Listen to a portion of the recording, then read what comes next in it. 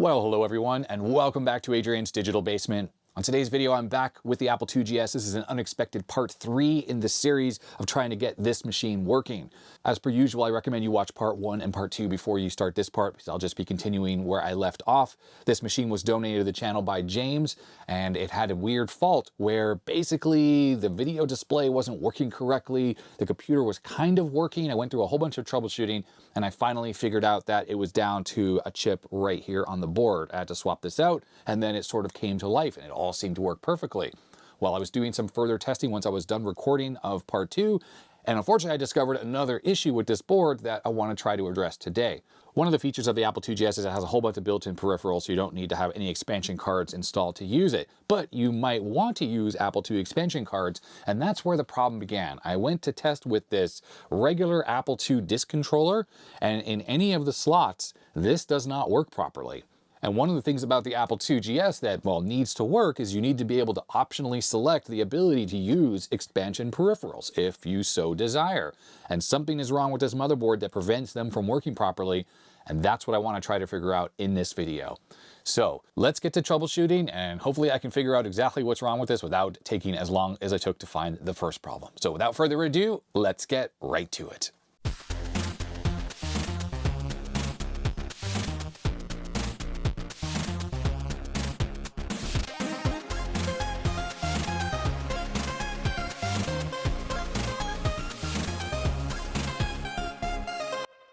Before we get started with the slot issue, I just want to talk about the chip I used to replace the bad HCT 245 in part 2. I originally installed this chip, which I took off of an old network card. It's the 74F245, F for fast. As you had seen in part 2, when I put this chip in there, the computer just started working perfectly. And I was like, cool, it's fixed. And I knew that sometimes when you put 245F parts in place of other types, it doesn't always work. Like on a Commodore 64, if you use F parts in place of some of the LS chips, it actually causes the computer not to work. The thing about the F chips is that sometimes the transitions are so quick, it actually causes ringing and noise, especially if like things aren't terminated or really designed to accommodate these chips. So after the repair, when I stopped recording, I plugged in some cards and I found that they weren't working. And I was like, you know what? Maybe it was because I used the fast part in place of an HCT part. The original part that was on here, the HCT 245, is a pretty good CMOS substitute for the original 74LS series. Now, there is slightly different characteristics for thresholds and stuff like that, but they're generally swappable. And the LS parts are just known to use up a little bit more power and maybe can't drive as much into the bus. And from a timing perspective, though, the LS and the HCT parts are generally equivalent. So when I had the fast part in there, as I said, everything was working properly, but when I plugged the card in, it wasn't working. So I just jumped to that as the conclusion, as that was the problem. So I actually went and found an ACT part, so 74 ACT 245, and I swapped that on. Well, that didn't change anything. So then I went and I swapped in this 74 LS 245, and again, that didn't change anything. Now at that point, after trying 3 different chips, the fact that the symptoms of the card not working were exactly the same and the rest of the computer was still working fine, like the Mega 2 and all that stuff, I started to think that probably the problem is actually somewhere else, and the original F part that I'd put on, and then the ACT part, and then the LS part, they all actually are working fine in the system. It's just that something else is the matter. Now I can hear people saying right now that I should probably go ahead and swap in an HCT 245, but I looked through all my boards and I just don't have any. And I also am afraid that if I keep taking this chip off the board, that I potentially am going to damage the pads. I originally removed this with hot air, then I installed this, then I removed it with hot air, then I installed this, and I removed it with hot air, and then I installed this. So this board is getting kind of wrecked a little bit, and you can kind of see how some of the solder mask is coming off on some of the traces, which is why the solder is elongated a little bit compared to these original chips, which I haven't touched yet. With all that said, what I need to do next is I need to validate that all of the peripherals that might be affected by me swapping out that bus transceiver are actually working properly, because my hypothesis right now is everything is working correctly except for the slots. And I know I haven't shown you the symptoms of what's wrong with the slots. I'll get to that in a second. But I just want to make sure that that 245 part that I swapped out, it's not exactly the right part, is not having a negative effect on any of the other components on the system before I try to zero in and focus on what's going wrong with the slots. In part 2, I really focused on the fact that the address lines that these create are being used by the Mega 2 and also the slots, but I never really looked at what else is using those lines. So let me just do that so we can rule out that those work or don't work before I focus in on what's going wrong with the slots. Let me get rid of these extra little chips that are all sitting here. So I broke out my Floppy EMU because we need to run some Apple IIgs software and see if all of that's working in graphics and sound. I have something hooked up to the serial port so I can see if the serial ports are going to work. We'll have to test both of those. Well, generally if one works, the other one's going to work. With the ADB or Apple Desktop Bus, I need to plug in a mouse to make sure the mouse operation is working. Although I'm quite sure that all the mouse stuff is actually going through the Mega 2 chip itself. What else does that leave us? So ADB, that will be tested. We have the disk controller chip that'll be tested with the Floppy EMU, and we have the serial stuff that'll be tested with, well, once we get booted up into an operating system. Sound, we can also check once we load some software on here. And then all that really leaves is just the joystick port, but that just goes through the Mega 2 as well. So of course, if the Mega 2 is working, and it definitely looks like it is, then we can be sure that that's not a problem. So my 2GS that I have upstairs in my office has this RAM card in it, and I have to say, I don't know if you can still buy these, but this is a 4 meg RAM card that cost me $35, and I gotta say, these are great. And I think Garrett's Workshop had an 8 meg version. It was also slightly more expensive, but I just don't think they're available anymore, which is unfortunate because if you look online, like people are charging an arm and a leg for RAM expansion cards, and Garrett's Workshop was $35 because you can see how simple it is. It's like one PAL or CPLD or whatever that is, and then a couple SRAM chips. Ooh, a little bit of fading action going on there. Very nice.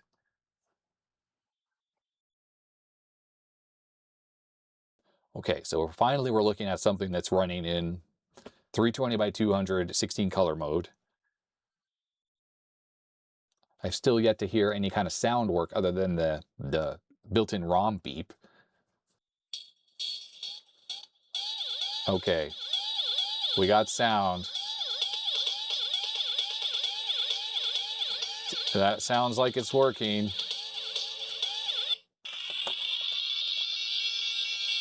Okay, yeah. It's kind of like a Gradius, isn't it? Gradius.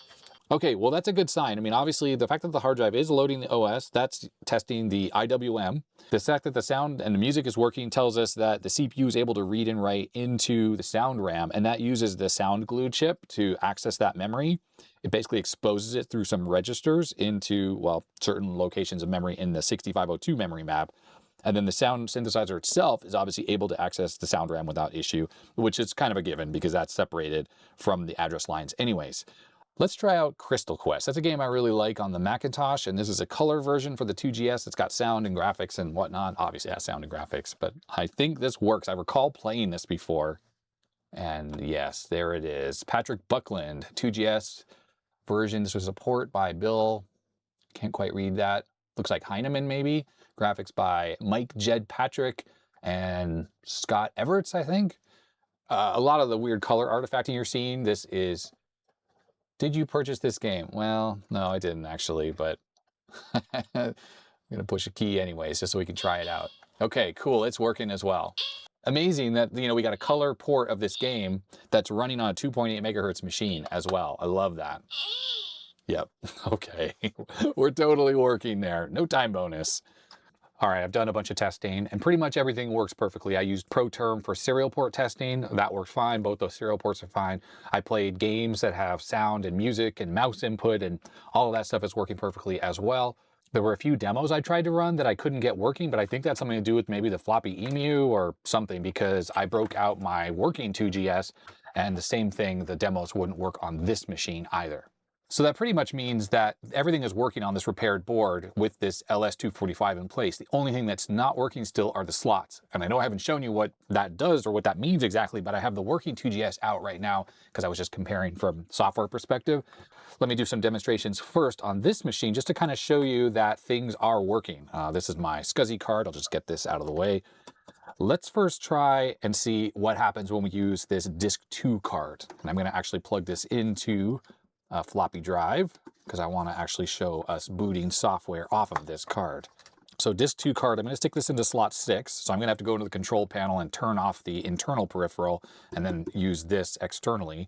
And I'm also going to plug in the Apple II VGA card into this so we can see that in operation as well. I'm just going to put this into slot 7. It doesn't really matter which slot this goes into, but I'm going to stick it into 7 anyways. All right, so when I turn this computer on, I'm actually going to be capturing the output from the VGA card. It's not 100% suited for the 2GS, like it doesn't support the extended graphics modes and whatnot because I think it can't see those necessarily, but it definitely can see stuff like border color, background, stuff like that. So when we turn it on, yeah, there we go. So it is working, and on this 2GS, the border color is configured with this light blue color and the dark blue is for the background. And, you know, everything looks good here. Graphics mode should be available to us. Same with high res. Same with 80 columns mode. Yep, there we go. 80 columns looks good. Now, what doesn't work on this card, and this is not the card's fault, is if I try to go to the control panel, it disappears. And that's just because of the way the ROMs write into the memory for the Mega 2. It does it in a way that this card can't see. So back on the composite video output, let's just change that slot in slot 6 to be your card as well. Oh, and this is fixed to start up on slot 6. Let's switch back to the Apple II VGA card because that's going to look a lot better. And theoretically, when I reboot this computer now, oh, you can ignore that. That's just side effect of the control panel stuff. Okay, when I reboot this computer, theoretically, the external floppy drive, the disk 2 that's here, should boot the computer because that's slot 6 and that's what I just configured. So let's reboot. There it goes. So let's make sure it actually loads software. I don't know if this disk drive actually works. I just grabbed it from my stack upstairs. It's an old original Apple II Plus disk drive. Yes, okay, it's working. The music is way too fast because we're in fast mode. Oh, that's interesting. It actually didn't even animate there.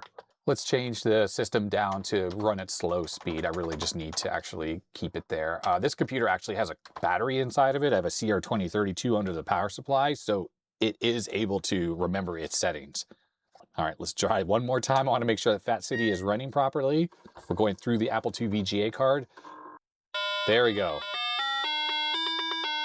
Volume's a little loud. Sorry about that. Let's just make sure this animates. Yep, looks good. Colors aren't really correct. I'd say the sky color should be a little bit of a darker blue, but that's just the way the VGA card is rendering that stuff. And it is software definable. So keyboard, make sure the caps lock is on. Oh, it already is. Adrian. And we can start on a higher level because I've actually completed some of these. Okay, let's just make sure this is working. How do I move around? There it is. Yep, okay. So the game works fine, and that's through the VGA card. And just switching back to composite video, we should see the game running as well. There it is, a bit darker blue. That's a bit more accurate in the way the Apple II colors are. So that is an example of how the Disk 2 card, even though this card is from like 1978 or 79, works in an Apple II GS, and then the Apple II VGA card also is working properly in this 2GS. Let's switch back to the one I just repaired so I can finally show you the symptoms that I'm going to be trying to fix in this video. It's taken a while to get there, hasn't it? Here we are with the board under test, same setup, VGA card in slot 7, Disk 2 in slot 6. Let's power this up. So what we need to do is we need to go into the control panel first, and we need to set the disk controller stuff up. So we're going to switch this to your card, and we'll just make it slot 6. So this is an apples to apples comparison. All right, so I'll put in Fat City disk in here, and we're going to hit Control Open Apple Reset. And it just says check startup disk, and the drive LED never came on. So that's not right. So let's do PR number 6 manually. It just hangs. The disk motor's not even on, the light didn't come on, nothing happened there. How about our Apple II VGA card? Let's switch over to that, and I can tell you that it's not going to be working either. It's kind of working, but not really. So there we are. So when I type letters, we're actually seeing stuff, but everything is inverted, first of all. We're also missing the border color stuff, so that's not working. And right now, this is just set to the standard color, so it should be dark blue background and border color, the same.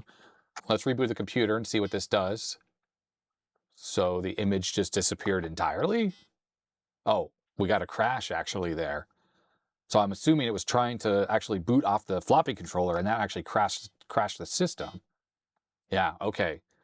So we're not even in mouse text mode either, so that's not working. Let's see if, like, high res, that seems to work. GR seems to work. HGR2. This is all working. Now remember, I was doing all that blind typing in part 2. Now I can actually type that stuff and do it in a way where you can see what's happening. So let's write FF to the screen buffer right now. We're in high res page 1. So that will be the first piece at the top. There it is. Now to copy that to the rest, you actually do this command, 3FFFM. Okay. So that tells us a lot right there, actually. I haven't done this test yet, even though I was doing stuff off camera before I started this video. That should have filled the entire screen with just solid white. And we can actually validate that by just looking at the Mega 2 output. So that's the composite output from the 2GS. We should see a full white screen when this comes up. Yeah, we do. Full white. If you think back to part 2, where the symptoms that we were having kind of were similar between the Mega 2 and the slots, like how it wasn't able to write to the screen buffer properly, well, now we've diverged where the Mega 2 is operating 100% perfectly, and it's the slots that are somehow screwed up. And our problem in part 2 was actually just an addressing problem where the bus transceiver that's generating the address bus that goes to the Mega 2, some other peripherals, and the slots had a bunch of dead lines. So whenever we tried to write into the screen memory, instead of being able to fill the whole screen memory with, whatever byte that I was trying to copy in, we had a bunch of gaps that we weren't able to write in this because, of course, we had dead outputs on this bus transceiver. But that's not what's happening now. Right now, we're able to write perfectly into the RAM over here that's on the Mega 2, and clearly we're able to write into the memory that is on the Apple II VGA card, well, at least from an addressing perspective. But switching back to the Apple II VGA card, instead of getting a solid white screen, which we actually have these vertical bars. And then we also have issues where our text is kind of mostly working. What about lowercase? Okay, lowercase is not working, and uppercase works, but everything is inverted. If you watch enough of my videos, it should have popped into your mind exactly what's going wrong here that would present these exact symptoms on the Apple II VGA card. So let's focus in for a second on the symptoms that we're seeing on this machine right now. All the characters we see on the text screen are inverted, and there's also no lowercase or mouse text. When you type lowercase, you just get symbols and stuff like that. And then the other symptom is in high-res video mode, we have vertical columns that repeat all the way across the entire video buffer. So both of these things very clearly lead to a specific problem, and it's not address related because remember the chip I changed out now, it's a 74LS245, that strictly controls addressing. This is a data problem. This is not an address problem. Well, let's do a little bit further testing. Let's check to see what happens on our second high-res page, HGR2. Now I'm going to go to call 151, and we're on the Mega 2 output right now, and I am blind typing this. So I'm going to rate to 4,000 instead of 2,000. I'm going to rate FF. That put a little white mark at the top. And now I'm going to copy this to the entire buffer. So 4001 to 4005 FFFM. There we go.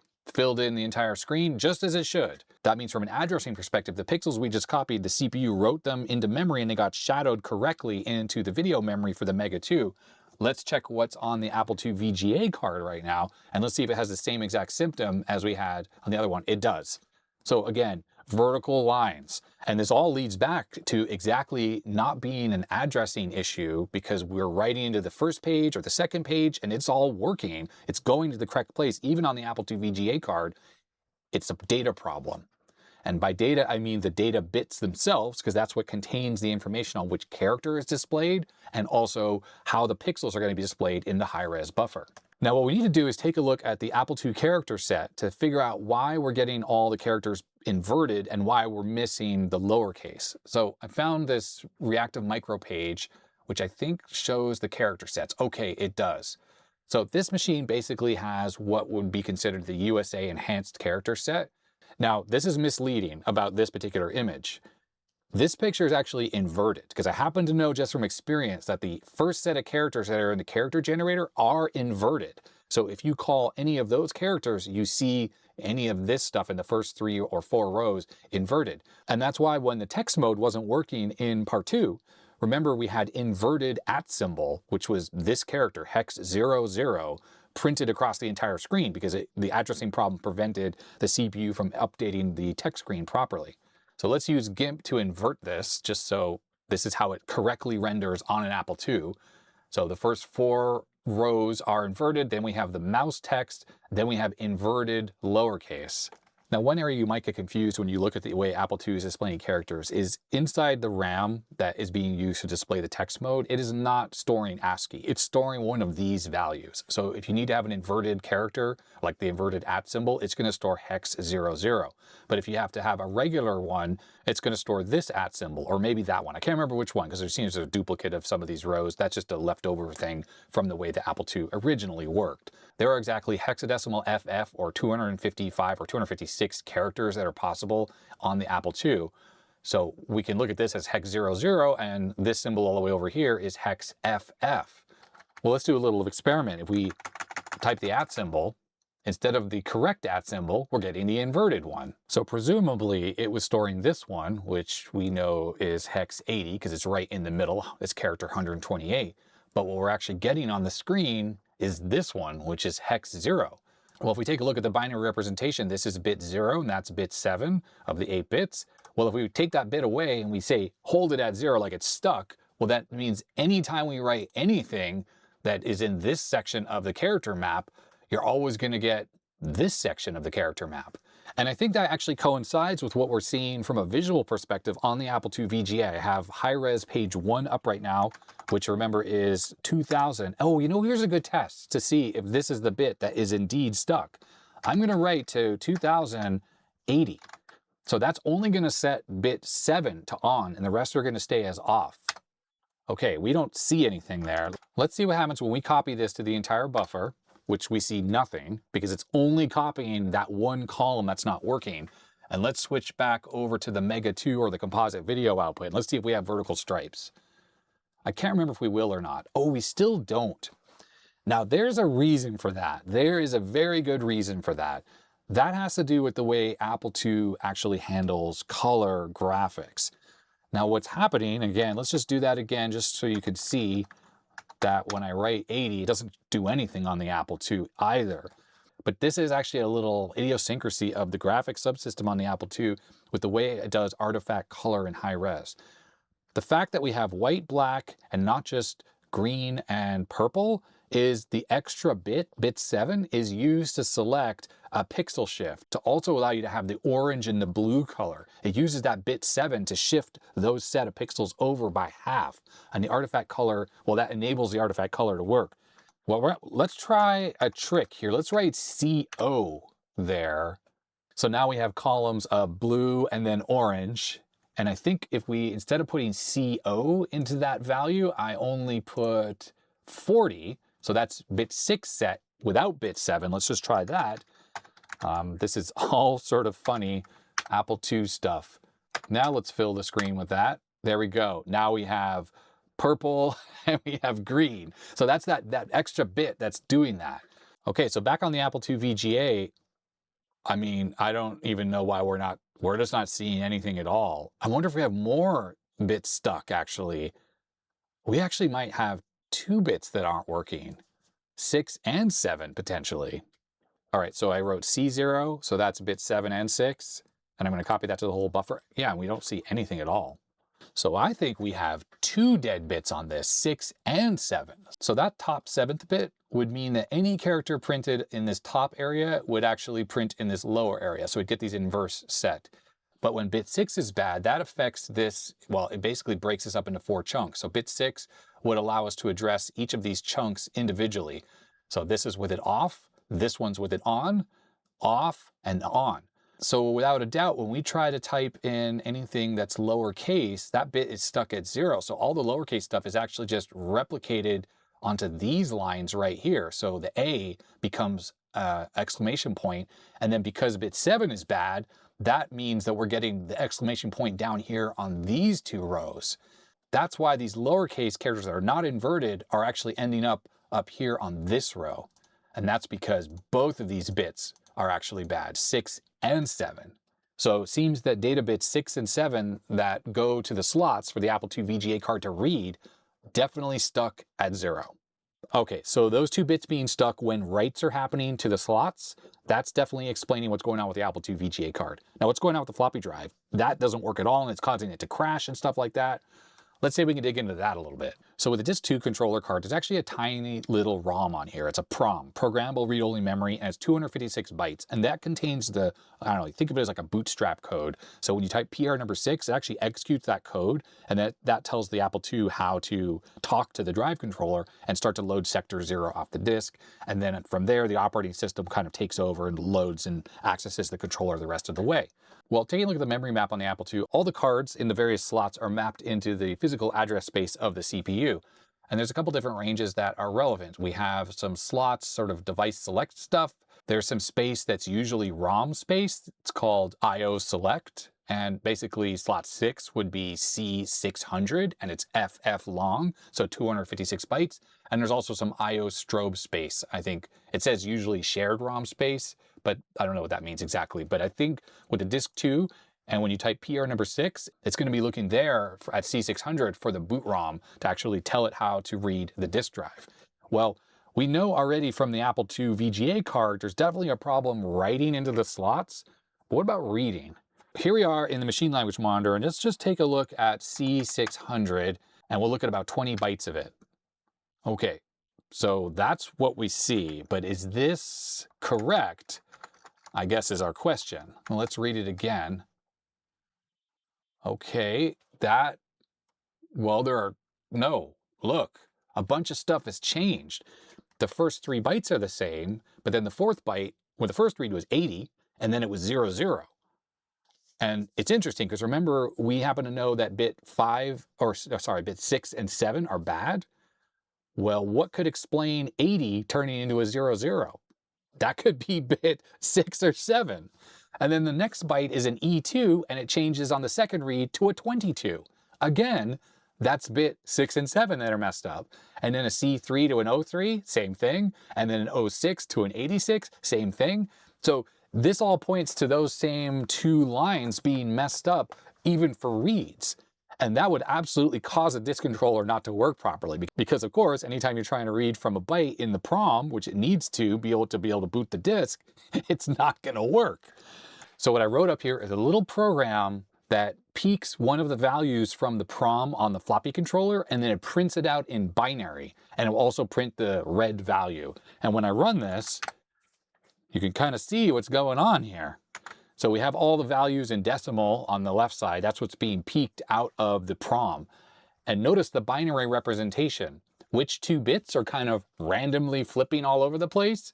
Well, the 0 that's on the far right, that is data bit 0, and the one on the far left is data bit 7. So 6 and 7 are just sitting there randomly twiddling.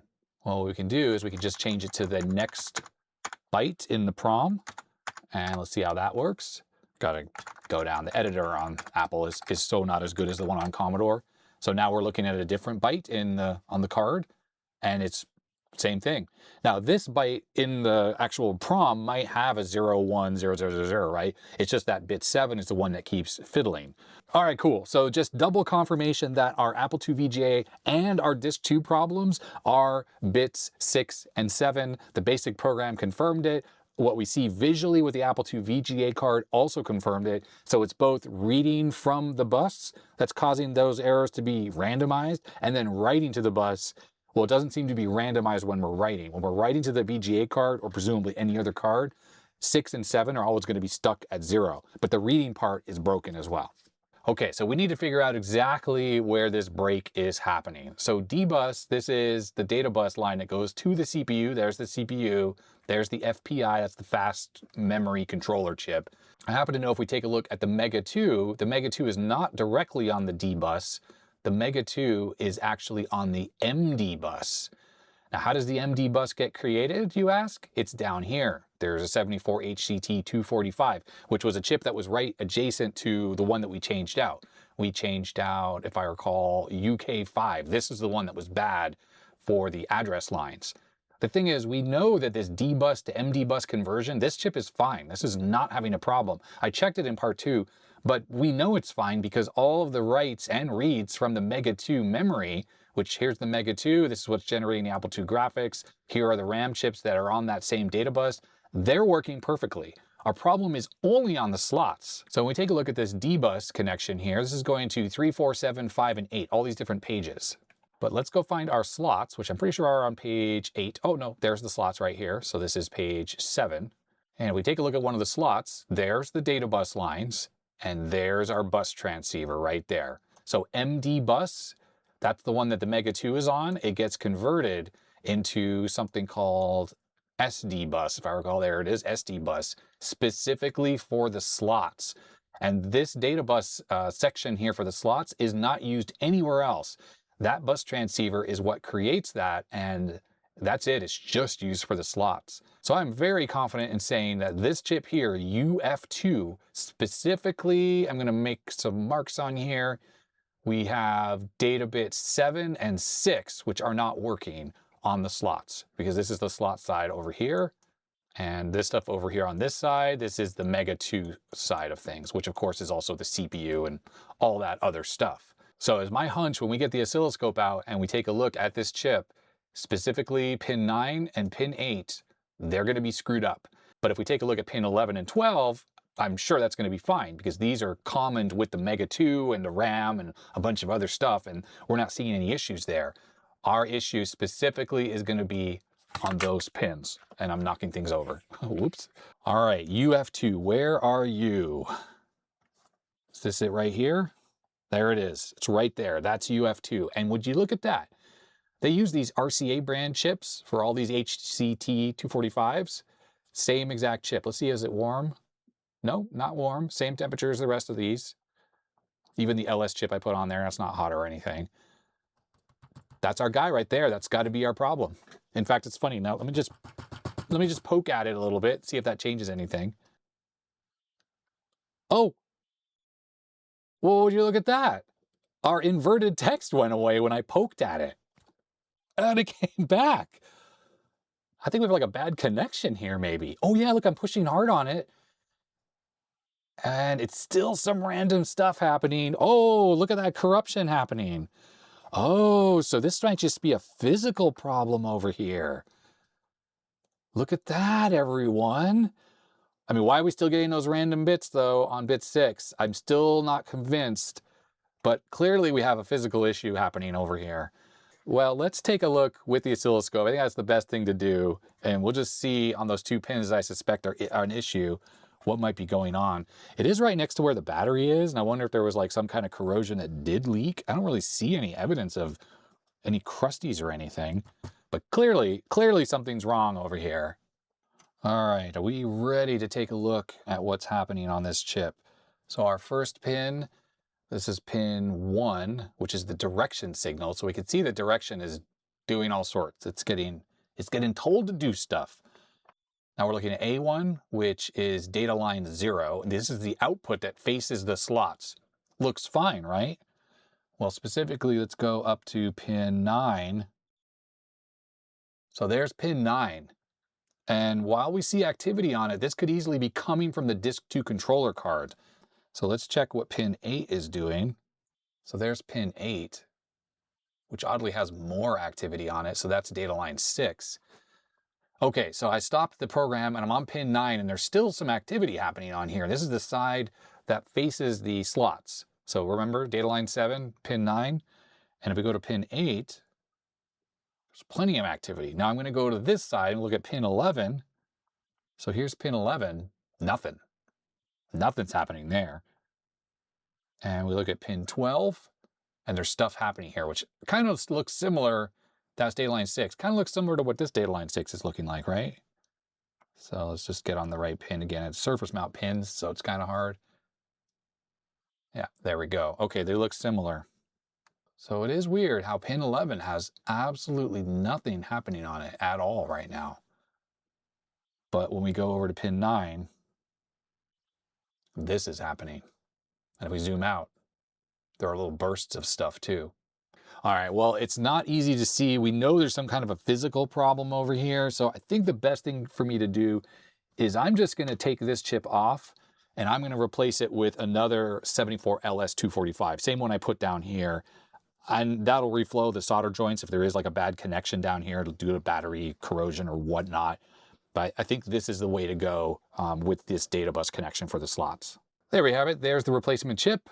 There is the one I took off the board. I haven't put an X of shame on this yet. Let's just make sure that this actually works. We still could have a bad trace. That could have been our problem the whole time, but I guess we'll find out shortly.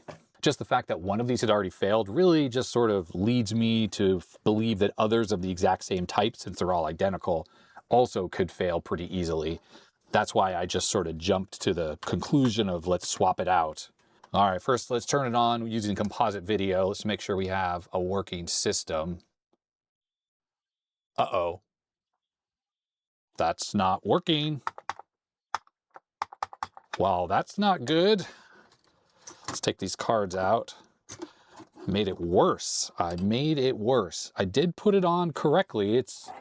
Yeah, it's on the right way around, but maybe I caused a short or something. Yeah, system doesn't boot now. Oh dear. Oh dear.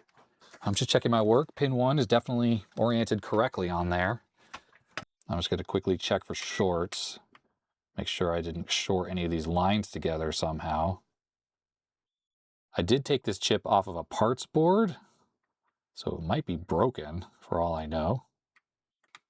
Yeah, no shorts or anything, at least not on the pins. How interesting that this thing is broken now. Maybe I should check with the oscilloscope while the system is running just to kind of look and, I don't know, see what's going on there. Now this chip is on the data bus that goes to the Mega 2, so say the lines are shorted together or it's somehow screwed up, it could easily be keeping the computer from working entirely. All right, system is turned off. Let's see what pins. Oh, well, that looks really bad. That's pin 11. This chip just might be bad. All of these pins are sort of stuck high. This is everything facing the Mega 2. Yeah, that looks really, really bad. What about the other side? Yeah, everything looks similarly screwy. I don't know. I think this chip might be bad, if you can believe it. All right, here we go again. I'm going to pull this off. Then I'm going to run the system without it just to make sure it works, because it should work, just slots won't work. And then I'll try one of my other chips, I guess ACT. It's maybe too fast, but maybe it's okay. All right, the chip has been removed, and there were definitely no bridges or anything underneath it. Nothing looked damaged. There's a little bit of a sticky flux residue left behind. So we don't have an explanation for why the board wasn't booting without that installed, other than this chip might have been bad. Like, came off a parts board, like I said. Okay, well, should we see if this thing works without that chip installed? I have a speaker hooked up, and let's see what happens.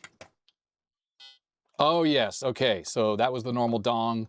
Yeah, this thing is obviously working. Whew. Okay, I was worried there for a second I caused some kind of damage. I mean, there was no other explanation there except this chip was bad. This was bad. That could have been why I condemned the parts board that was in my parts bin, because this chip was bad. Okay, there's the chip installed, and I realized something that I'm sure lots of people noticed while I was working. I had this 74 LS245 on backwards. When I was looking at the board, I saw that dot right there next to UF2, and I just assumed that was actually pin 1, but no. If you just look at the silk screen, you can see the notch is right there. So I was measuring this, or the bad chip, the original chip, wrong when I was checking the pins and stuff. So there is that.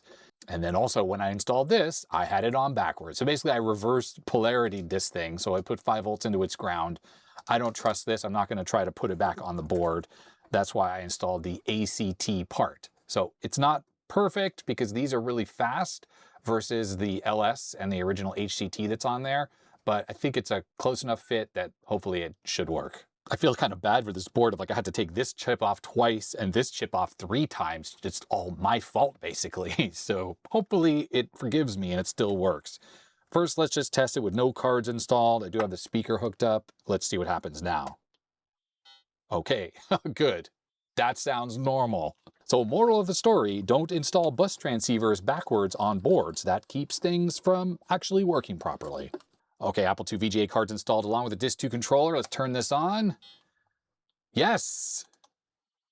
Well, at least we have the border. Oh, there we go. Yes, that looks good. Finally, things are working better. Oh, I should have plugged the keyboard in, shouldn't I have? All right, so now we can do our little test. Well, actually, first I got to go to HGR. Well, HGR, call -151. We're going to write 2000 FF. Okay, there's a little white spot up at the top. And we're going to copy this to the entire buffer, and it should be all white with no vertical columns. Yes, there it is. Confirmed. I mean, obviously the text is good. The border color is working. The background color is working. Now let's change over to use this floppy drive and make sure that works, but I'm sure it's going to be fine. Right, so we got to go into our control panel, and we got to check out these slots.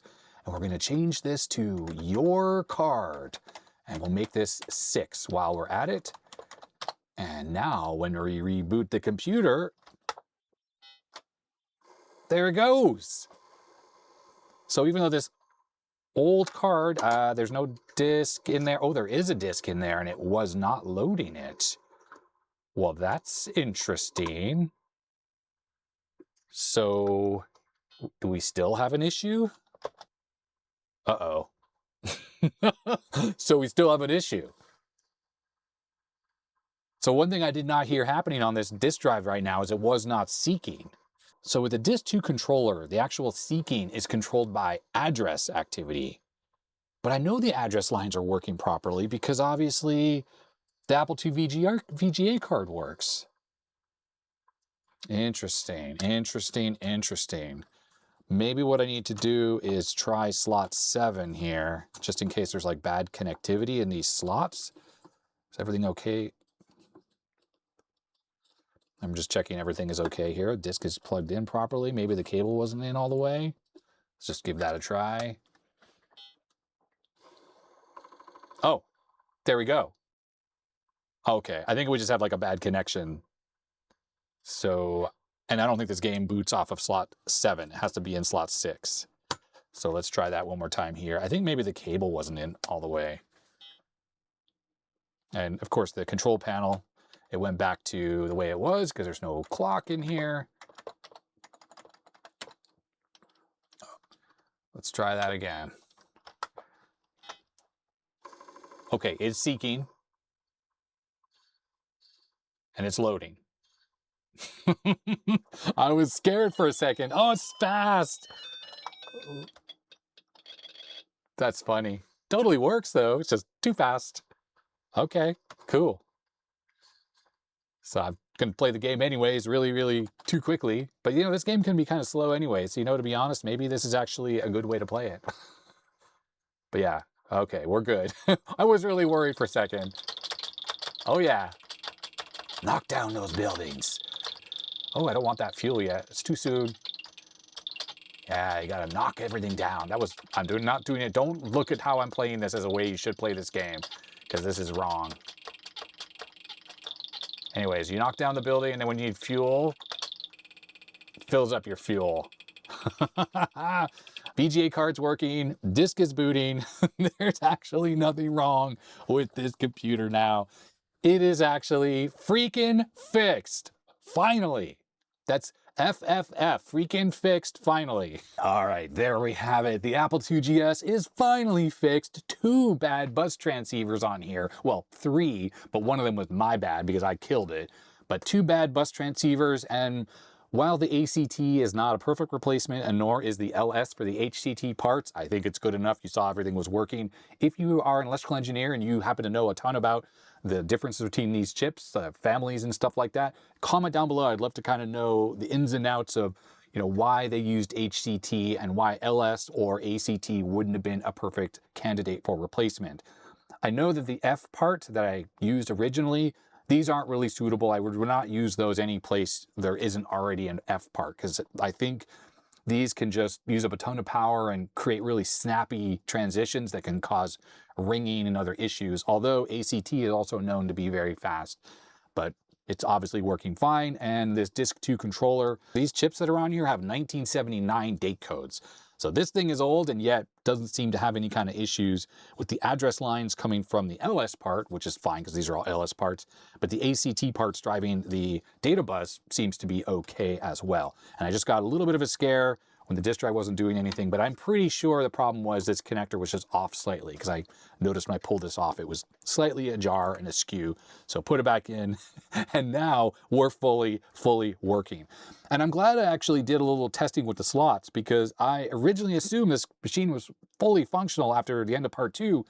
And it was really only when I went to go test some more with the Apple II VGA card, and I was like, what's going on? Why is it all screwed up? But maybe this is normal. And then I tried this in my other 2GS, and I'm like, oh, it works in this machine. So clearly we got a fault here. And then that's where I went to try the disk controller, and it wasn't working either. And I'm like, okay, I know that worked. So there we go. 2 bad bus transceivers. And back in part 1, when I first looked at this thing, I just was like, oh, it probably has bad RAM. Probably bad RAM. That was it. TI RAM goes bad. It's got no bad RAM. It had other bad parts. But I'm really glad that whoever fabbed these chips for Apple, these custom ones, these 2 are VLSI. This one says Philippines on it, and that one doesn't say anything on it. I can't recognize the logo. But whoever fabbed the custom chips on here did a great job and didn't make a bunch of chips that are unreliable and fail. Because, of course, if one of those fails, then this board becomes scrap. Anyways, so I hope you enjoyed this 3rd installment of the 2GS repair. That's going to be it for sure. This thing definitely seems to be working fine now. So I don't think we're going to have any more videos on this. I'm going to get back to other things now. So keep your eyes peeled for future releases on the main channel and on the second channel. And huge thanks to my supporters. And thank you very much to James for sending in this 2GS in the first place. And James, if you watch this repair series, I'd be really curious to know what you think about the repairs I did here. And I feel that the exercises we went through and the puzzles we solved to get to the solutions of this board being repaired were worthwhile. I think for me it was a good learning experience, and hopefully it was for you as well. So thumbs up if you liked it, thumbs down, you know, the usual YouTube junk, supporters, thank you, all the usual stuff. And I guess that is gonna be that. So stay healthy, stay safe, and I'll see you next time. Bye-bye.